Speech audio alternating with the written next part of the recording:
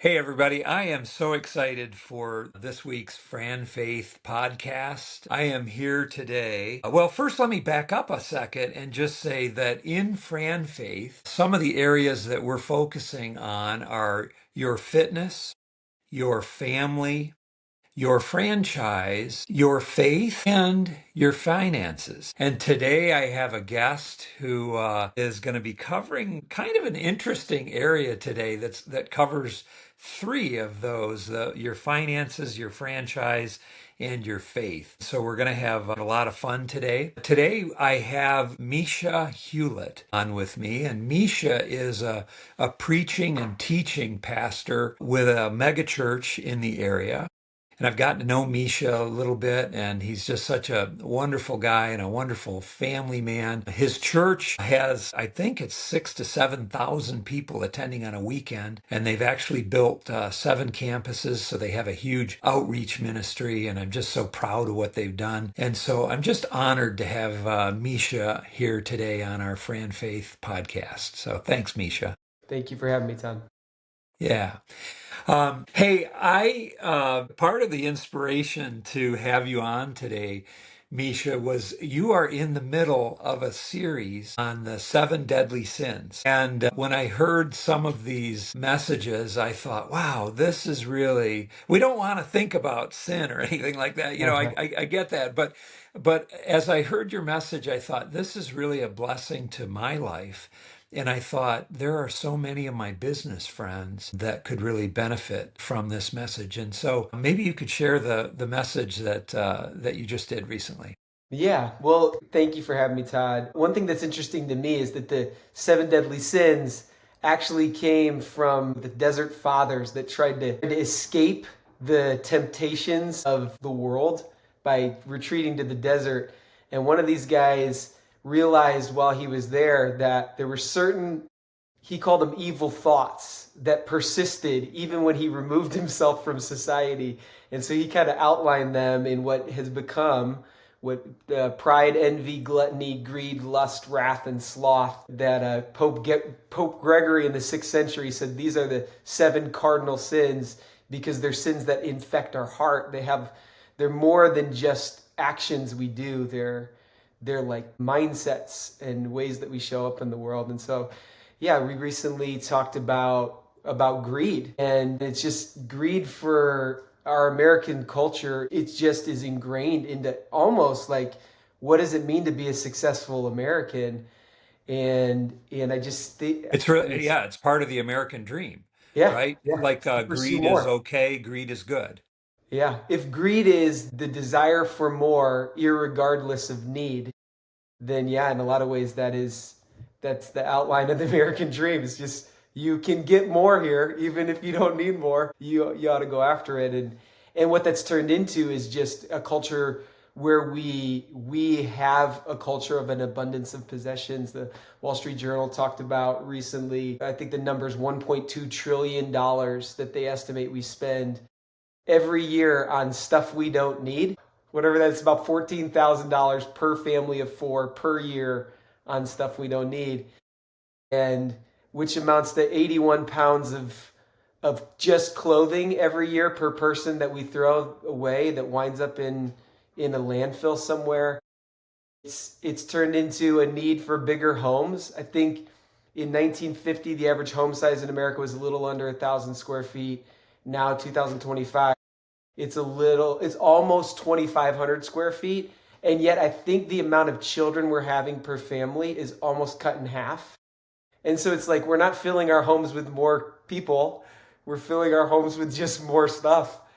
Wow. And then storage facilities, like, because our homes can't hold all the stuff, there's over 50,000, I think over 52,000 storage facilities in, like, self-storage in the United States. And they're going up all the time. I mean, it's like the fastest growing industry in America. And these storage facilities are currently at 96.5% occupancy. And so there's no need for people that are building these to slow down, because it's so needed. And I think I saw 80 to 90% of the self-storage in the world is in America. It's just like, yeah, we have an abundance of possessions, Wow. and it's just the Well, state of things. Yeah. Just crazy. Yeah, those are some amazing statistics. And hopefully, I hope franchising's not part of that 1.2 trillion of selling excess. I don't think there's many franchisors in the home building business, and so we're probably safe there. I know there are a number in the self-storage business, and Yeah. so it sounds like a pretty good business, but it's all part of America's sort of overabundance is kind of what I'm hearing. Yeah. So, And it's so interesting on the faith side then that Jesus tells us to watch out for this, like to be careful with an abundance because, I mean his line in scripture is that life consists of more than an abundance of things. yeah, right, right. Well, and I know I didn't realize that about the cardinal naming those the cardinal sins. That's a great piece of history. But I remember you also mentioning Thomas Aquinas and Dante's Yeah. Inferno Yeah. had commentary on this as well. Yeah, Thomas Aquinas said that greed is the immoderate love of possessing. If you think about the Christmas Carol with Ebenezer Scrooge, the two little demons in his life were avarice and greed. So greed being the desire for more, and the avarice just the love of money. That this love of money and the desire for more of it drive us to a life whose end is clear in Christmas Carol, not really a Christian story, but shows the end of what happens with that. And yeah, in Dante's Inferno, which is again, it shapes our picture of hell. It's not a biblical display of it, but he put a whole circle of hell. The fourth circle of hell is for people who have subjected their life to greed, and he depicts them as jousting constantly with bags of money as their weapons. I think in other depictions they're seen as turning away, like with their backs to God, because their eyes are on money. And so God, who wants us to fix our eyes on him in order to understand what life is and to be led to eternal life. Fix your eyes. My word is a lamp unto your feet. These people have turned their backs to that because their eyes are fixed only on money, and it's led them to the fourth circle of hell in Dante's Inferno. Yeah, yeah, It's gosh. just it's this picture of where does greed lead? You may acquire an abundance of possessions and forfeit your soul. Yeah, yeah. No, I hear that. And it's funny, having spent a career in franchising, it really growth and earnings growth or unit growth or multi-unit growth and we're one of the largest multi-unit franchisees in a couple of systems and that tends to be the growth tends to be what we're all about. And so I do find that's probably why it picked at my heart a little bit. But it would be helpful to understand what did Jesus say about this? I mean, how do we deal with it? Yeah.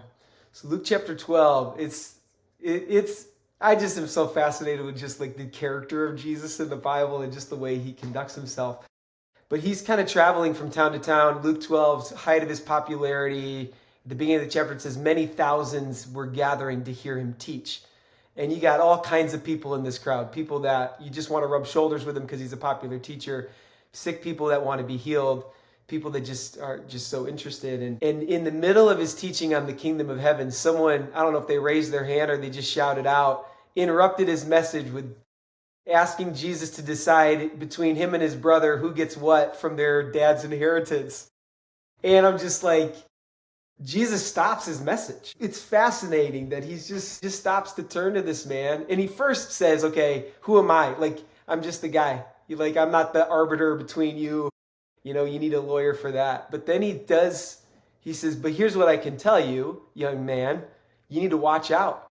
Be on the guard against all kinds of greed, because life consists in more than abundance of possessions. And it's just this really powerful lesson that he wants this guy to know that, like, if you're asking me because you're greedy, then the response is watch out for greed. If it's a legal question, you need a lawyer for that. And then he takes this moment, again, mid talking about the kingdom of heaven, to turn to his crowd and share with them the kingdom posture towards this desire for more. And he tells a parable about a man who had an abundant crop, and he's like, well, what am I going to do with all this? I don't have barns big enough to store all this. And so he says, here's what I'll do. I'll tear down the barns I have. I'll build bigger barns, and then I'll store it there. And then because we're going to have barns so full, I mean, we're not going to need to really do work for a few years. I'll just, put my legs up, eat, drink, and be merry. And then from the American standpoint, we're like, you're living the dream. Like Right, this is right. what we all dream. This is literally when we set out to work, and probably in the franchising, we set out thinking if I can just make X amount of dollars, and it's maybe a little different for everybody, then I can put my feet up, live off the interest, and not have to worry about anything. And then God calls him a fool. So if you're like American Dream Center, you're like, this man is like, how do I do what you're doing? And Jesus says, God says to him that very night, you fool, your life is going to be demanded from you today.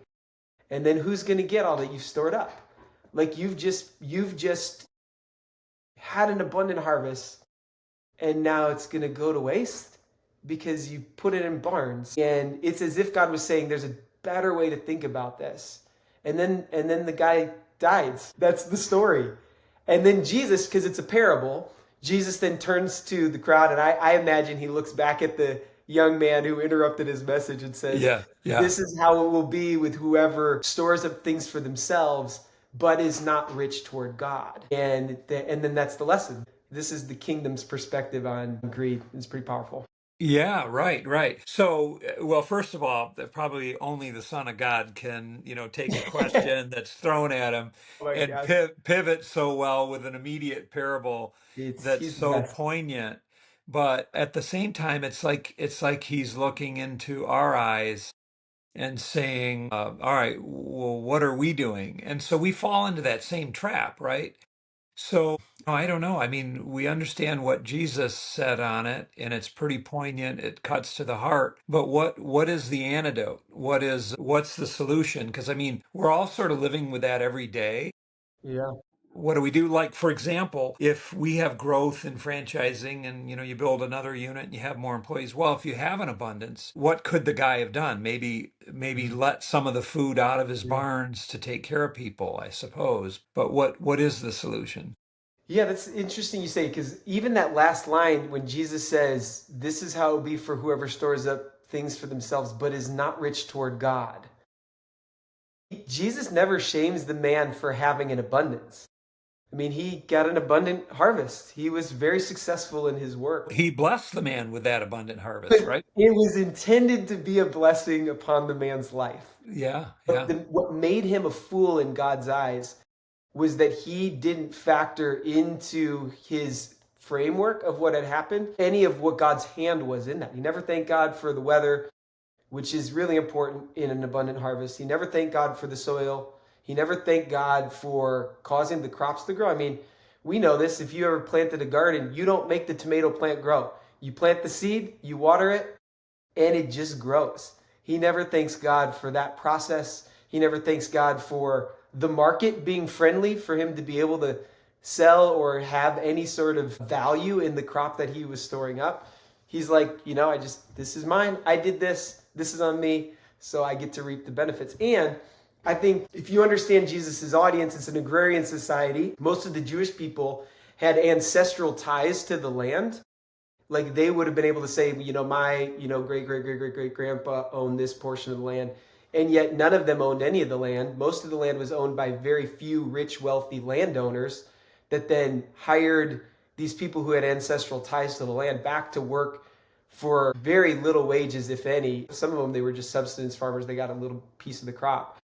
And so this is who he's talking to. If they hear a wealthy landowner or someone who has an abundance of crops, they're going to Yeah. be thinking, the right thing is he should share that. And so the fact that this man doesn't think about any of the people around him who are suffering, he doesn't think about benefiting the community in any way. He doesn't think about lifting any of his friends or family out of poverty. His attitude is, it's kind of lonely at the top. This is what I get. Sucks to suck kind of thing. And he doesn't bring God or generosity or any of that into his framework for life. And in that way, God says, that's what makes you a fool. Yeah. And yeah. Yeah. So the American dream, of course, just as you outlined with some of the storage and whatnot, in that verse, I think it talks about life does not really consist of an abundance of possessions, right? And so it's easy to fall into that trap, right? And not share, not give away.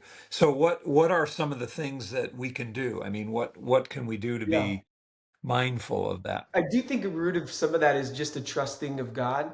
God says, if you want this good life, seek first my kingdom. Love your neighbor. Love God, and out of your love for God, you're gonna love your neighbor. And like that's the right order. The right order is to seek first his kingdom and trust that he's gonna provide all that you need. It's to love others, to have an others-centered love, and trust that the love of God is going to be enough for what you need. The Yeah. American way or the American dream is love yourself, treat yourself, seek first your own kingdom, and then with a percentage or a small, token of what's left, you tip your worker well, your server well, and if you consider other people, then you can do that. The idea is I can do all this stuff for me, and then still expect all these things that God was going to give me will be thrown on top. Yeah. And I feel like what happens in our society is we don't pay attention to what that's doing to our heart.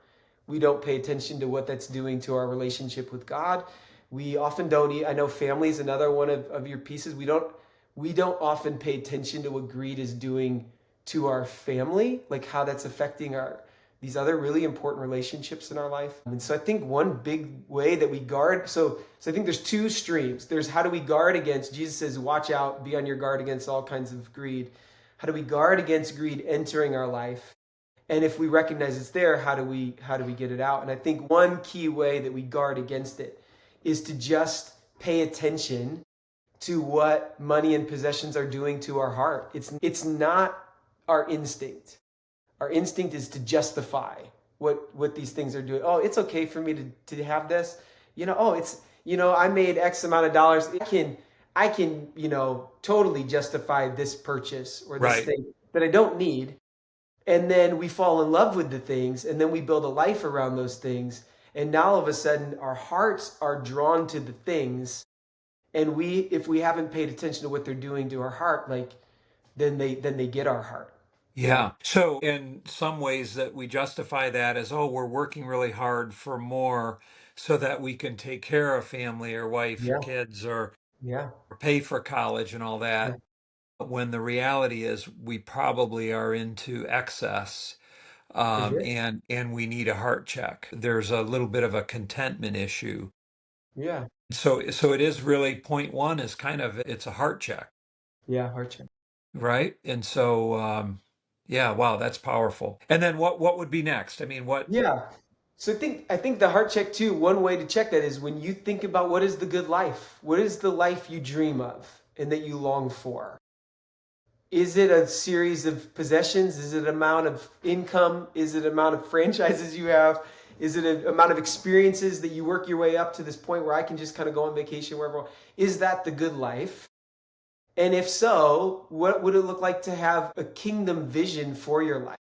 So one way to guard against is to, instead of saying, okay, my dream of my good life is full of an abundance of possessions, to say, what if I dreamed of a world where God actually used me to bring his kingdom nearer to earth? And just start to dream those sorts of kingdom dreams. Like if God were to use me as I am right now, with my income or my success right now, with my gifts that I know of right now, how would he use me for his honor and glory? And then just to begin to dream and allow that to be the thing that you go after and become attached to. Because when we dream the kingdom dreams, that's what it really means to seek first his kingdom. And then all these other things will be given to you. And that we can trust that whatever God provides is enough. What I think in Romans 12, it starts by saying that his will for us is good, pleasing, and perfect. That what God has for us is good, pleasing, and perfect, because it's good because God is good and he's the one that gives it. It's pleasing because God knows us better than we know ourselves. He's going to give us what we need in line with how he created us. And that's what makes it perfect. It's perfect. God's plan for our life is perfectly in line with how he created it. But we want to determine those things. We want to determine what's good, what's pleasing, and what's perfect for ourselves. And then say, now God, bless me within this box that I've created of what that can look like. And I think the Dreaming Kingdom dreams is saying, God, how could you use me for your honor and glory? And then go after that with the same fervor you would go after anything else. And then trust that, all whatever God blesses you with, that's going to be good and pleasing and perfect. Yeah. Yeah. So point number two is really pursuing his kingdom Kingdom vision. Yeah. instead of, we fall into the trap of pursuing our kingdom. So Yeah. if we think of his first, he adds everything else onto us. And if I remember correctly, that's a promise. That's a Yeah. biblical promise Yeah. that he'll add everything else onto us. Okay. And then what else? Yeah. So the third thing I would say is understanding to guard our hearts against greed, understand that money and the way that we view money is central to our discipleship to Jesus. I think a lot of us want to think it's an ancillary thing. It's like an add on. It's like, I'm going to pray, I'm going to go to church, I'm going to serve, that those are central, but that the way I view money, that's kind of like, this would be a nice thing. It's kind of like for people that are more invested.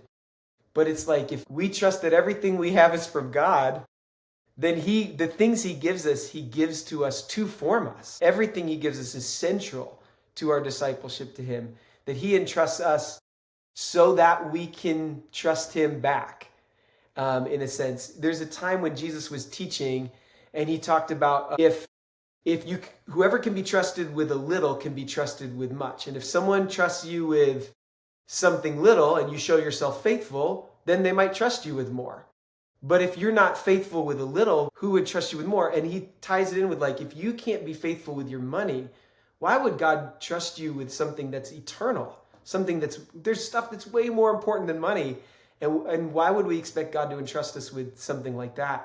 And he's speaking to the religious leaders when he tells this. And the Pharisees, it says, because they loved money, they sneered at Jesus because of that teaching. And I think this idea of like seeing our money and possessions as central to our discipleship causes us to say, okay, when I think about Jesus's teaching on money, and maybe even as you're listening to us chat, like, is that causing me to sneer at Jesus? Or is that causing me to say, maybe God has something better for me?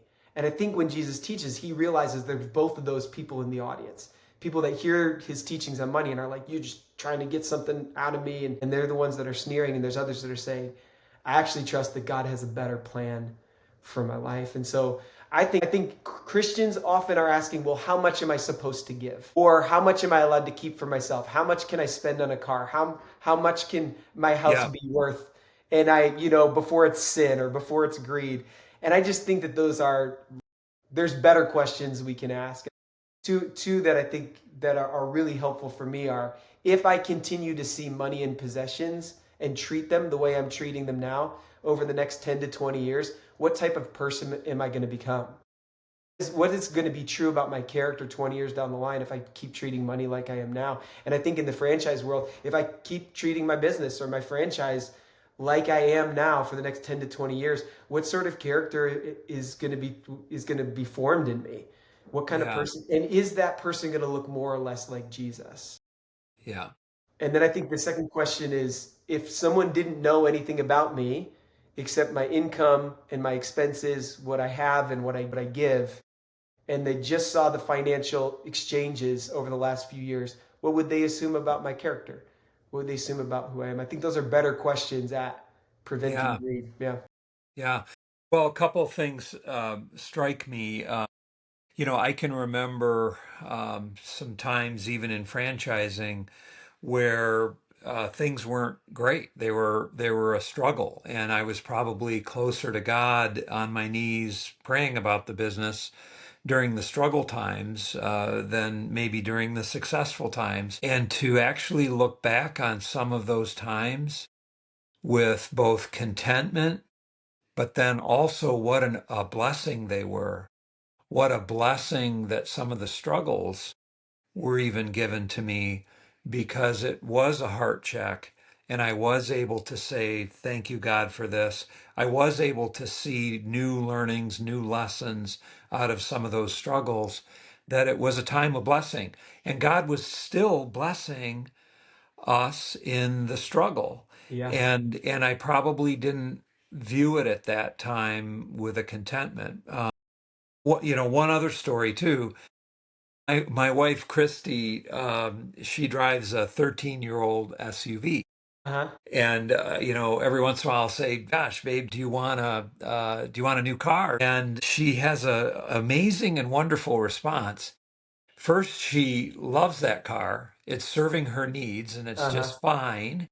And then she has a whole history of memories of trips and kids and Yeah, places yeah. and things in that vehicle. And she's just, no, this is just fine. And so she looks at that older SUV with such great contentment and joy and memories, and then just wants to do other things with the resources instead of, and we struggle sometimes, I think, in some of those lessons in life where we tend to just want more instead, right? Yeah, I feel that's so good. I feel like when we ask ourselves questions like, what does the kingdom vision look like? How do I see money and possessions in light of what Jesus taught? Yeah. Or how do I eliminate greed from my life? Right, that's what I was gonna say. Yeah, like what it does is it starts to stir up this conviction of like, oh man, maybe I haven't guarded against this and it's already there. And then we have to say, okay, there's practices, there's good questions we can ask ourselves that help us guard against and watch out, which is Jesus's command. But once we realize, hey, I actually haven't done that, I actually have some greed in me. How do we get rid of that? I Yeah. think that there's some other practices that are helpful for that. And the first one is just give to the needy. Like giving helps heal the heart of greed. I think about Zacchaeus. It's like Zacchaeus was the best medicine for greed is it giving to the is, needy. yeah. I think about Zacchaeus, who was a tax collector, who had taken more than what people owed from taxes to line his own pockets. He had become extremely wealthy because of this. And when he met Jesus, if you read the story, I think it's in Luke 19, Jesus never tells him to give anything back. He just goes and meets with him. And in response to his experience with Jesus, he says, Lord, here and now I'm going to give back 4 times what I took from other people. It was almost like a financial repentance. Like I've been taking and now I'm going to turn away and I'm going to do something different. Honestly, this giving to the needy is important for all of us to work out the greed in our heart, because when we give to people who cannot pay us back, like that is gain in the kingdom of heaven. Yeah. Whatever we hold on to, that's the story of the rich landowner. Whatever we hold on to in the kingdom of heaven mindset, that's what we lose. But I think for some people, so giving to the needy is good for everyone. For people who have gained illegally or immorally, have received a wealth, I think it's a form of repentance as well. A way to demonstrate a turning away from a life of sin by saying, I'm going to give. And I would say to anyone, if you're someone that's listening and that's been a part of your story where you've come across money illegally, I would just say a wise thing to do is to give a sum of money anonymously to a nonprofit organization as a way of saying, as a way to be quietly in your heart saying to God, I'm turning away from this. I'm gonna live differently. Being generous to the needy cleanses us of greed. Yeah. And then I know you talked a little bit, it was almost kind of the medicine for Yeah, greed. If you seek some greed in your heart, that being contentment or being grateful yeah. I think those is are those are two other things for sure. Practices. These are things we can do. We can ask ourselves questions and stir stuff up. But giving to the needy, being grateful, being content, these are things we can practice. I think for the gratitude side, being grateful is that it's the opposite of saying I can store up, I can eat, drink, and be merry, put my legs up. Being grateful is saying, God, thank you for everything you've given. Some of us, our discontentment is tied to this desire for more, this wanting to live into a life that doesn't exist for us, but we hope someday does. And being grateful just is, God, thank you for what you've given me. And it takes our mind off what we want but don't have, and it puts our mind on where we are. I use the word savoring to talk about what helps me practice gratitude. I love ice cream. I love savoring every bite, but I'm sure you ought to have had moments where you ate a meal or had a bowl of ice cream and you're like, what did I just eat? How is this gone? How is this? I just ate lunch. I don't even remember taking a bite. I just had, for me, it's always with ice cream. I'm like, I just need one more spoonful. But when it comes to life, we don't get that other spoonful. We don't get a chance at the end of our life to say, no, I want to go back and get my kid's third grade year back. We don't get a chance to go back and say, man, I wish I would have been a better husband. I wish I would have been better to my first wife or whatever it is. It's like Yeah. we have one shot at life. And that's part of what Jesus was teaching with greed. It's like, watch out for it, because life is so much more than a pursuit for more. Like, just enjoy what God's given you today. And so that idea of savoring in the springtime in Michigan, we don't get a lot of warm months, but those first few mornings when you can go outside and just the warmth hits you, and just being able to say, God, I'm so grateful. I love, we got you can probably see in the background, some woods in our backyard. I love seeing just the woods come to life after a storm. It's this beautiful thing. The breeze along a lake or the ocean in the summer, it's just like this is the goodness of God. For me, Yeah. those are Right. places where I experience that. And I think learning to savor those moments and Yeah. saying, God, thank you for this, are really helpful in us kind of working the greed out of our life. It Yeah. takes our mind off where we're not, and it puts it on what God's given us. Yeah, right, right. And so that grateful attitude toward God and his blessing, and then the contentment too, to kind of just understand, you mentioned the contentment, Yeah, but just knowing that, hey, maybe I don't need more. right. Yeah, greed says I need more. Contentment says I have enough. Yeah. And it doesn't mean I'm not going to work hard today, or I'm Yeah, not yeah. going to, Or God, maybe doesn't want this. bless others or bless God or do, pivot with whatever you're doing, right? But it says I have enough. And so you can't be greedy and content at the same time. And so I would say, if you're looking for ways to practice contentment, look at your stuff. What do you have that you can give away? I tell people, go through a closet, go through your garage, go through a room in your house, and just assess everything in it. How many of the things in here are things that you don't need, and could you give it away? Could you sell it and give the money to a local organization or to the poor? Could you share some stuff? What stuff do you own that you don't actually need to own that you could share? Or what stuff do you own that you could share with someone else? We can practice contentment by borrowing things from a friend or a neighbor. If everyone doesn't need a gas blower in the neighborhood, like if you had 3 or 4 and you said, okay, I can enjoy this without owning it, then we could share things. Yeah. It feels like an interest. Like I'm sure I say that, and people in America, we're like, but no, if I Yeah. can have it, I gotta have it. It's like, That's right. Don't be borrowing my tools, man. exactly. But there's a practice of contentment that says I can enjoy something even if I don't own it. I think one of the big grips that greed has on our society is one-click buying. This idea that, like, on Amazon or another site like that, you can just boom, and the money just goes from the bank account to them. We don't really see how much it costs, and we can just buy so fast. I think anytime we can resist, throw it in your cart. They don't want you to do that, but throw it in your cart, let it sit there for a few days, and if you still need it, And then then then and then get go it. give something away out of your home Yeah. instead, right? Yeah. And then if you need to buy something, buy it for need rather than status. I Yeah. think all those are ways that we can practice contentment. Yeah. Oh, that's so awesome. I just love the fact that you're a pastor and you're a young guy and a family guy, and I just know you have so much respect among the people that you're shepherding, and so I appreciate you so much. Thanks, Todd.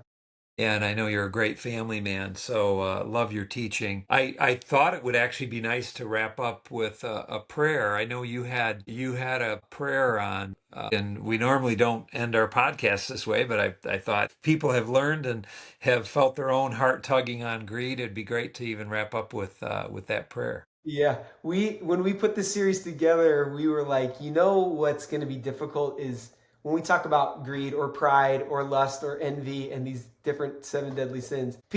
Something's going to stir up in most people that they're going to be like, okay, I feel like maybe I'm guilty of this. And we knew it because as we were writing these as pastors, we're like, yeah, something's stirring up in us. Like, yeah, maybe we're guilty of this. And if we ask people to raise hands or come forward and confess Yeah, them, yeah. people are going to Raise resist. hand It's if the, you're the if you're pride. greedy. Yeah, there we The go. pride is going to cause them to resist actually Yeah, responding to it.